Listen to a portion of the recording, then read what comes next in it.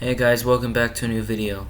There's nothing out in theaters right now for me to review, and I promised I would do an actual non-regular review at some point. So yeah, here's a little silly ranking I made because watching Across the Spider-Verse restarted my addiction to Into the Spider-Verse, and I rewatched it like 2 more times. Actually, I was wrong. I'm gonna review Elemental this week, hopefully, if I can, or it's gonna take me like another month. I'm still planning on making a long essay about Into the Spider-Verse, since this film was my favorite movie for 4 years straight, and I really should express that because it's a really special film to me. So yeah, Across the Spider-Verse created some new Spider-Verse people, and at the time of writing this, no one had enough brain rot to actually do a ranking of the new ones since the new movie came out. I'm only counting the main characters from Across the Spider-Verse. I'm not counting the goddamn T-Rex on this list because that would be just like extremely stupid. This is also based on the characters, not their powers or anything, just like their character arcs, emotion, and growth throughout both. I'm not counting Miguel's assistant either or his backup. They're both minor characters that will likely have huge parts in Beyond the Spider-Verse. As long as they're important to the story, I'll count them. Let me know if I missed anyone important too in the comments, and maybe do your own ranking if you want. Any opinions are welcome. Oh, and yeah, these are my opinions. I might say some stupid stuff or hot takes, so yeah. Anyway, let's get into it. Welcome to the internet. I have no idea if this one should even count for the list, but I'm doing it anyways. Spider-Bite has slight plot importance, so I guess it's important. I like the concept of Spider-Bite. It's kind of interesting to have like a digital avatar Spider-Man, and they make her significantly more important to the story. But honestly, what does she even do? I just don't know why she would let Miles go. I guess she felt bad? I don't know, I never mentioned her in my review because she literally doesn't do anything, and she has that one important moment. So I don't know if she's good or bad. She's just perfectly in the middle. She's perfectly fine. I love chai tea. What did you just say? You actually, you forgot the silent E. Did you know that? I bet you didn't. I'm not even gonna try say his name, but this guy right here, yeah, he's pretty epic, I guess. He's not super important to the story, and he only has like 30 minutes of screen time, but I really enjoyed him. He's the least special Spider-Man in my opinion. I think the only main cool part about him is his yo-yo web slinger, and how he's basically like a perfect character since he hasn't gone through a tragic event yet. I absolutely love his intro scene though. It's one of the coolest ones. I love how insanely rushed it is, and it's also probably the most self-aware comic book intro, since he literally shows up to point at the screen for what's going on. He's good, I enjoy him, but he doesn't do much throughout the film since once they leave the universe halfway through the film, you never see him again. Alright, Miguel O'Hara, or Spider-Man 2099. Now, this guy is great from his interactions with Gwen at the start. I enjoyed him a ton, but honestly, the main issue he has are the same issue that the two below him have. He just doesn't have enough screen time. He'll probably be way higher on this list once Beyond the Spider-Verse comes out. The Spot is 10 times better as a villain, and he kinda steals time the Spot could have, but he's still great regardless. I really like his interactions with the robot, the AI thing, and Gwen calling him Dark Garfield is like peak dialogue. Just for me, I think he's way too over the top. When every character up to this point has been really goofy besides the Spot, him being just so over the top isn't something I really needed in the film. His suit is so cool though, and I love the idea that he doesn't actually have spider abilities and he has to inject himself with them. He's the best in those first 15 minutes though, and he might actually be the best in the end credit scene for Into the Spider-Verse. He's just so funny in that one. I don't know, man. To me, he's a bit too over the top, a little bit too over dramatic, but he's still a good enough villain, and I'm sure in Beyond the Spider-Verse he'll be absolutely amazing. What are you, some kind of silly cartoon? You got a problem with cartoon?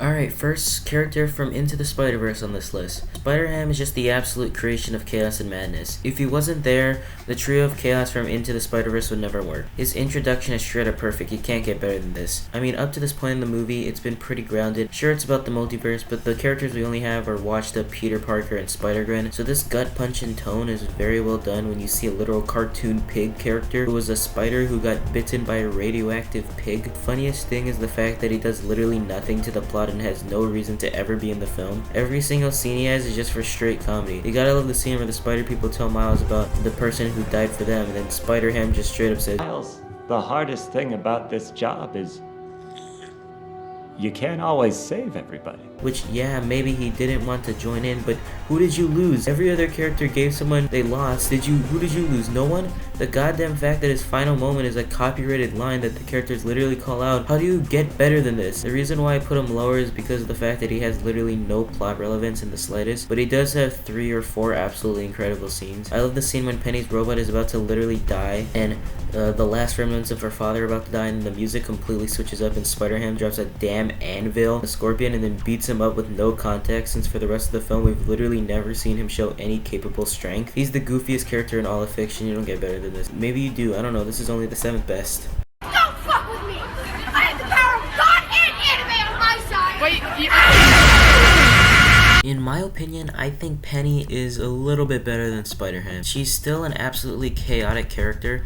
The idea of having an anime character in this film was well done, and I like how she mixes with Spider-Ham to complete even more tonal whiplash. And unlike Spider-Ham, she has actual plot relevance. I love the scene where they have this rap song playing over her making the Collider theme, and then it just cuts to her in the background giving it to Gwen without focusing on it at all. The robot is also so cool, and the scene where it dies goes so hard, and the animation on Penny is so damn beautiful. It's good to know that her ending was a good one. She has an amazing intro with the insane visuals of her world with the extreme harsh blue and red. She is in Across the Spider-Verse, and I love how insanely different her design is. She looks way more depressed, and honestly even cooler. She's probably depressed since she literally lives in the Evangelion universe, which I hope they call out in Beyond the Spider-Verse. I still can't believe she has a little ball robot in the original to literally having Ava Unit 2. I can't wait to see more of her, she's so cool. Moving on. It's a metaphor for capitalism. What do I say about Spider-Punk? He's really cool and stuff. In my opinion, he probably has the best animation style out of any of the characters in these movies. I mean, how do you get more creative than a character who's always in black and white and is also made out of newspaper clippings? He doesn't do much, but he serves his role perfectly. He has the best line in Across the Spider-Verse and the best comic book intro gag, except for the fact that I can't understand a word he's saying, but I don't really think that matters. It's Spider-Punk, the coolest character and best character in Across the Spider-Verse. You can't make a character cooler than this, except you can 2 times over, but you know, he's still really amazing. I love the fact that he makes a time traveler bracelet off screen for literally no other reason other than because he wanted to. Right behind the main overarching threat of the next Spider-Man movie, Spider-Punk was the 2nd person to ever learn how to create time travel portals. I greatly enjoyed him. Every line of dialogue he has is basically perfect when I can actually understand them. Are you racist? Yeah. What? Easily in my eyes, the best chaotic Spider-Man in both movies. Spider-Punk is extremely cool, maybe one of the coolest characters, but Spider-Man Noir is the original version of that. I don't know how a character this simple manages to be perfect whenever he's on screen. Nicolas Cage has an absolutely incredible voice for Spider-Man Noir. It is his best role in any film I've seen, hands down. From his introduction, having the best line in the film up to the point being, Wherever I go, the wind follows. And the wind, it smells like rain. plus that 60s style music to cue him in, and he's in the shadows. I just love how good his animation is. How do you get a better suit than that? He's just so damn cool. I mean, he literally fights Nazis. His introduction is incredible. He has this extremely dark story, and the amazing scene with him burning matches to his fingers. I love how different he is from Penny and Porker, who are both ridiculously goofy at first glance, but Noir is just so much more different. He's an extremely dark and serious character despite still being absolutely hilarious. Every single line of dialogue is still funny to this day, except in that one serious moment. Unlike every other Spider-Man, Noir fist fights instead of actually doing real damage, which is such a cool detail to me. You almost never see him actually use web slingers. His main form of attack is just to beat people up, which is so funny in a multiverse movie. I love his comic book opening. The black and white is so pretty. The fact that he has a literal gun as his main attack and his interactions with every character is peak. Peak character design, peak voice acting, peak writing. Please make him do funny stuff in Beyond the Spider-Verse.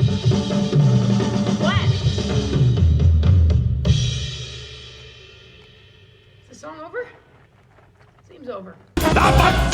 Of the 3 main silly spider people, Spider-Gwen is definitely the one I have the least to say about. She's like absolutely incredible. I don't even know what to say. In the first film, she definitely doesn't do a ton, but she has a great character arc that is completely overshadowed by Peter B and Miles. But, you know, it's still nice, and also that's pretty cool. In this one, I don't think it's fully accurate anymore since I've rewatched Across the Spider-Verse, but this movie's main character is kinda sorta hers. I mean, Miles is still the main character, but the one with the most growth was definitely Gwen. She has a fantastic character arc with her dad in this one, which is a really great mirror of Miles getting to have his character arc with his dad in the original. I love her fighting style, the whole thing about it being a ballet and her doing web shoots in a very instrumental or beat kind of way is very creative. The whole band thing is even pushed further in the sequel with her being able to save a helicopter. Was it on Temple? I guess we'll never know. She has that goddamn perfect scene in Across the Spider-Verse with Miles when they look down at the world upside down. And yeah, I still think something very, very bad is probably gonna happen to her in Beyond the Spider-Verse, and I'm pretty excited about that. Or maybe I shouldn't be, I don't know. She's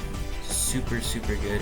They could probably make a solo film just on her and it would probably absolutely slap. She's like one of the best leads to any film ever, so yeah. I broke my back, a drone flew into my face. Now where can you even begin with Peter B. Parker? Unlike every other character in the series, you can just argue that they've taken them from the comics since you know they had comic book series before Spider-Verse. Peter B is a completely original new character that this film created solely because they wanted a regular Peter Parker in it, and they had the genius idea of making the second Spider-Man in this film be a washed up, depressed, significantly older version of the regular Peter Parker. How do you even get more creative than that? It's so simple and probably wouldn't work in a comic book series, but for this movie it's literally perfect. This is Miles' role model, the guy who he just saw killed come back from the dead, and basically the same dude, just more cynical and significantly more depressed. Everything about him is just being Spider-Man for too long. From the start, one of his first lines to Miles is to go back to being a regular kid, which is the exact opposite thing that every other Spider person in this movie tells Miles.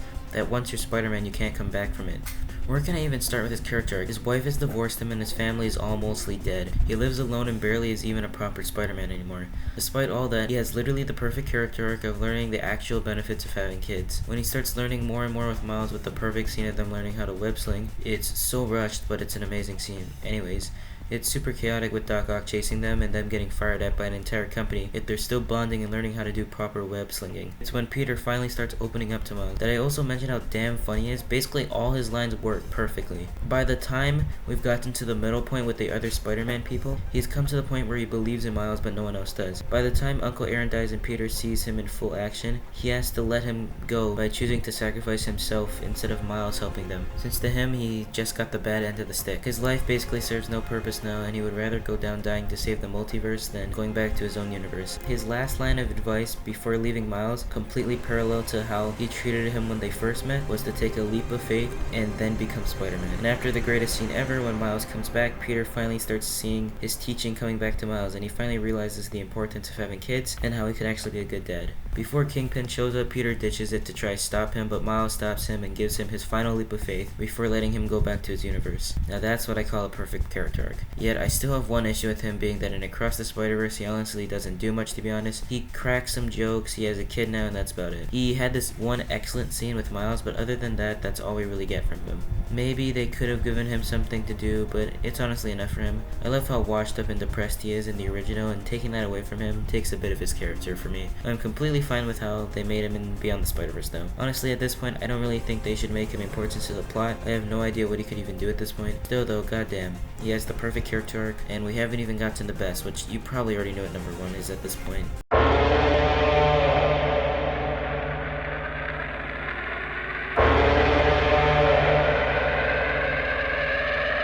Wow, who could have seen this coming? Miles is literally the perfect character. I never read the comics, but according to a couple of videos I've seen, Miles was very, very boring before Spider-Verse came out. I know he was in a little bit of stuff, but this was the first thing that made Miles this important. And yeah, it's absolutely mind-blowing. There's this fantastic video in Spider-Verse by Story Street about how Miles' arc is basically all about the expectations of others. From the first scene with his dad, we the viewer know two things. He's hard on his son and he hates Spider-Man. Now Miles going to a new school, we have this fantastic montage to the exact opposite of how he was with his old classmates. He tries to quit but fails, and his teacher assigns him a paper to write for what he expects, named Great Expectation. He goes to the one person who doesn't have expectations of him, his uncle. By the time he spray paints stuff with his uncle, his art is literally called No Expectations. He gets bit by the silly spider and then yada yada yada, hey. And now he has spider powers and stuff. His great expectations and concerns what his dad will think of him makes him ditch everything to go back to the Spider-Webs, and yeah, you probably know where this already goes, but Peter dies and it gives him another expectation, which is to solve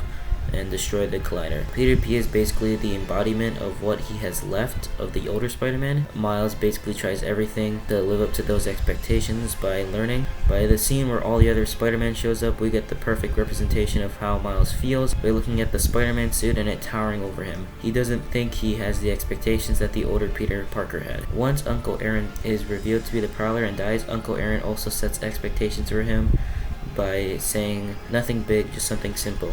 Once he fails to meet the expectations of the other Spider people, Miles is basically done. He has nothing, he's failed, But his dad shows up to tell him he's proud of him and whatever he does in his future will be great. This is the first expectation that Miles breaks when he realizes that he can do everything else. I don't really have to tell you why the leap of faith scene is perfect, but I'm going to do it anyways. From the start, when Miles looks at Peter's suit, the suit that once towered over him is now matching his height, and he spray paints all over it, making sure he's a completely different Spider-Man and he's not filling any shoes. This is perfectly shown with his parkour skills during the leap of faith, with him finally getting a proper frame rate and getting completely new fighting styles. In the sequel, Miles takes a bit more of a backseat to everything. He's still the main character, but not a ton of important things happens in his arc because there didn't need to be any. But in the end, he's Spider-Man and he's not the only one. So yeah, I like Spider-Verse a lot. I felt like I maybe wrote a lot about this movie that I should probably be saving for that analysis video I'm working on, but you know, it doesn't really matter. Also, don't expect it to come out anytime soon. I have other projects I wanted to work on. Expect normal reviews to come out later. Thanks for watching, and this is an epic outro. So I'm Spider-Man. And I'm not the only one. Not by a long shot.